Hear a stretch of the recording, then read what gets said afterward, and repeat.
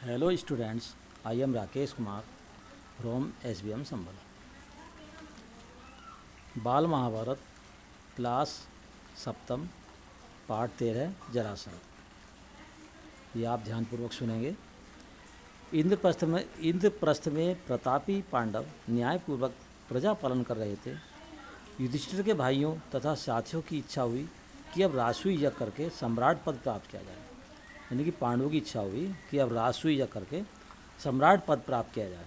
इस बारे में सलाह करके सम्राट कहते हैं राजा, जो सबसे बड़ा राजा होता है। आपस में उन्होंने सलाह करके युधिष्ठिर ने श्री कृष्ण को संदेश भेजा।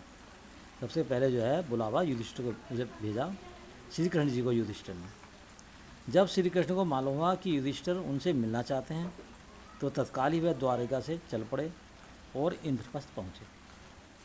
युधिष्ठिर ने श्री कृष्ण से कहा, मित्रों का कहना है कि मैं राजसूय यज्ञ करके सम्राट पद प्राप्त करूं। उन्होंने बताया युधिष्ठिर ने कि सब मित्रों का ये कहना है कि मैं राजसूय यज्ञ करके जो यज्ञ करते हैं वो सम्राट पद प्राप्त, परंतु राजसूय यज्ञ तो वही कर सकता है जो सारे संसार के नक्शे का पूज्य हो और उनके द्वारा सम्मानित हो। साथ ही इस विषय में मुझे सही सलाह दे सकते हैं। युधिष्ठिर की बात शांति के साथ सुनकर श्री कृष्ण बोले, मगध देश के राजा जरासंध ने, जो मगध देश का राजा था जरासंध, सब राजाओं को जीतकर उन्हें अपने अधीन कर रखा है। सभी उसका लोहा मान चुके हैं, यानी कि सबको उसने जीत लिया है, सब उसने अपने बस में कर लिए हैं और उसके नाम से भी डरते हैं। यहाँ तक कि शिशुपाल जैसे शक्ति संपन्न राजा भी उसकी अधीनता स्वीकार कर चुके हैं, यानी कि उसकी गुलामी स्वीकार कर चुके हैं और उसकी छत्र छाया में रहना पसंद करते हैं। अतः जरासंध के रहते हुए और कौन सम्राट पद प्राप्त कर सकता है। जब महाराज उग्रसेन का नासमझ बेटा कंस जरासंध की बेटी से ब्याह करके उसका साथी बन गया है, तब मैंने और मेरे बंधुओं ने जरासंध के विरुद्ध युद्ध किया था। 3 बरस तक हम उसकी सेनाओं के साथ लड़ते रहे, पर आखिर हार गए। हमें मथुरा छोड़कर दूर पश्चिम द्वारिका में जाकर नगर और दुर्ग बनाकर रहना पड़ा। आपके साम्राज्याधीश होने से दुर्योधन और कर्ण को आपत्ति भी न होगी, फिर भी युद्ध के जरासंध इस बात को नहीं मान सकता। युद्ध के बिना जो है जरासंध इस बात को नहीं मान सकता। जरासंध ने आज तक पराजय का नाम नहीं जाना है, यानी उसने किसी से आज तक वो हारा नहीं है। ऐसे अजय कहते हैं जो जिसे जीता ना जा सके। पराक्रमी राजा जरासंध के जीते जी आप राजसूय यज्ञ नहीं कर सकेंगे। उसने जो राजे महाराजे बंदी गृह में डाल रखे हैं, जो भी जेल खाने में डाल रखे हैं, किसी न किसी उपाय से पहले उन्हें छुड़ाना होगा। जब ये हो जाएगा, यानी कि जब सबको छुड़ा लेंगे, तभी हम ये काम कर सकते हैं। श्री कृष्ण जी की बात सुनकर शांति प्रिय राजा युधिष्ठिर बोले, आपका कहना बिल्कुल सही है। इस विशाल संसार में कितने ही राजाओं के लिए जगह है, कितने ही नरेश अपने अपने राज्य का शासन करते हुए इसमें संतुष्ट रह सकते हैं। आकांक्षा वह आग है जो कभी बुझती नहीं है, यानी कि अभिलाषा इच्छा जो वह आग है जो कभी बुझती नहीं है, बढ़ती ही चली जाती है। इस प्रकार से यानी कि युधिष्ठिर बोले। युधिष्ठिर की है विनयशीलता भीमसेन को अच्छी न लगी।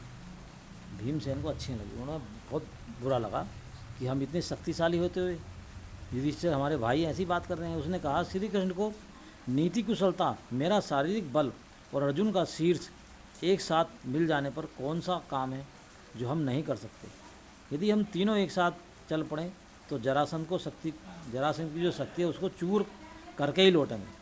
आप इस बात को शंका न करें।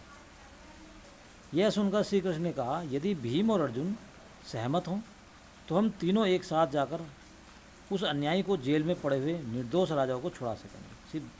परंतु श्री कृष्ण युधिष्ठिर को यह बात अच्छी नहीं लगी। उन्होंने कहा, मैं तो कहूँगा कि जिस कार्य में प्राणों पर बन आने की संभावना हो उसके विचार तक को छोड़ देना ही अच्छा हो।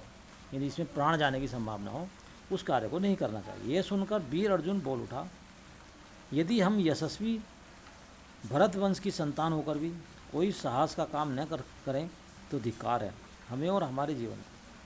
जिस काम को करने में हम सामर्थ हैं भाई युधिष्ठिर, क्यों समझते हो कि उसे हम न कर सकेंगे। उन्होंने कहा युधिष्ठिर से कि हम कोई काम ऐसा नहीं है जो नहीं कर सकेंगे। श्री कृष्ण अर्जुन की इन बातों से मुग्ध हो गए, बोले धन्य हो अर्जुन, कुंती के लाल, अर्जुन से मुझे यही आशा थी। ये अर्जुन के ऐसे साहस भरे शब्द सुनकर श्री कृष्ण जी बहुत खुश हुए। जब जरासंध के साथ युद्ध करने का निश्चय हो गया तो श्री कृष्ण और पांडवों ने अपनी योजना बनाई। श्री कृष्ण, भीमसेन और अर्जुन ने बलकल वस्त्र पहन लिए। बलकल का मतलब जो वनों वाले, वनों में जाने वाले जो सन्यासी लोग पहने रहते हैं। हाथ में कुशा ले ली और व्रती लोगों का सा वेश धारण करके मगध देश के लिए रवाना हो गए। राह में सुंदर नगरी तथा गांव को पार करते हुए तीनों जरासंध की राजधानी में पहुंचे। जरासंध ने कुलीन अतिथि समझकर उनका बड़े आदर के साथ स्वागत किया। जरासंध के स्वागत का भीम और अर्जुन ने कोई जवाब नहीं दिया, वे दोनों मौन रहे। इस पर श्री कृष्ण बोले, मेरे दोनों साथियों ने मौन व्रत लिया हुआ है, इस कारण अभी नहीं बोलेंगे, आधी रात के बाद व्रत खुलने पर बातचीत करेंगे। जरासंध ने इस बात पर विश्वास कर लिया और तीनों मेहमानों को यज्ञशाला में ठहराकर महल में चला गया। कोई भी ब्राह्मण अतिथि जरासंध के यहाँ आता तो उनकी इच्छा तथा सुविधा के अनुसार बातें करना व उनका सत्कार करना जरासंध का नियम था। उसके अनुसार आधी रात के बाद जरासंध अतिथियों से मिलने गया, लेकिन अतिथियों के रंग ढंग देखकर मगध नरेश के मन में कुछ शंका हुई। राजा जरासंध ने कड़क कर पूछा, सच सच बताओ तुम लोग कौन हो, ब्राह्मण तो नहीं दिखाई देते। इस पर तीनों ने सही हाल बता दिया और कहा, हम तुम्हारे शत्रु हैं, तुमसे अभी द्वंद्व युद्ध करना चाहते हैं। हम तीनों में से किसी एक से जिससे तुम्हारी इच्छा हो लड़ सकते हो, हम सभी इसके लिए तैयार हैं। तभी भीमसेन और जरासंध में कुश्ती शुरू हो गई। दोनों वीर एक दूसरे को पकड़ते, मारते और उठाते हुए लड़ने लगे। इस प्रकार पल भर भी विश्राम किए बगैर वे 13 दिन और 13 रात तक लगातार लड़ते रहे। 14वें दिन जरासंध थककर जरा देर को रुक गया। 14वें दिन जरासंध थोड़ा सा रुक गया, पर ठीक मौका देखकर श्री कृष्ण ने भीम को इशारे से समझाया और भीमसेन ने फौरन जरासंध को उठाकर चारों ओर घुमाया और उसे जमीन पर जोर से पटक दिया। इस प्रकार अजय जरासंध का अंत होगा। इस प्रकार से भीमसेन ने जरासंध का जो है अंत कर दिया। तो श्री कृष्ण और दोनों पांडवों ने उन सब राजाओं को छुड़ा लिया जो जेल में बंदी थे। उन सबको उन्होंने छुड़ा लिया और आदरपूर्वक उन्हें बाहर लाए। इस प्रकार सारी जो है, जब सारे वो बाहर आ गए, एकाएक जो है शिशुपाल उठ खड़ा हुआ और सबकी दृष्टि शिशुपाल की ओर गई। तो वह ऊंची स्वर से व्यंग से बोलने लगा, यानी कि उनकी हंसी बनाने लगा।